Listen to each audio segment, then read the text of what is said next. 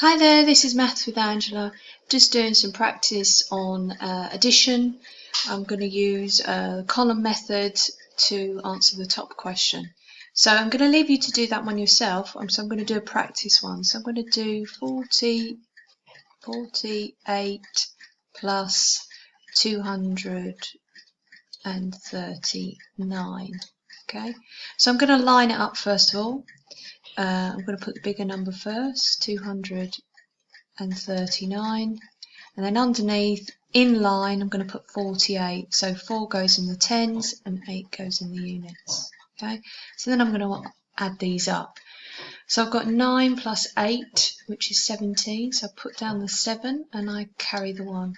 Okay, and then I've got 3 plus 4, which is 7, plus this extra one, which is 8. And then finally I've got this 2 here on its own. So that's an example. Okay. Let's have another go at doing a similar one to question 2. So let's say I've got 33 add 64.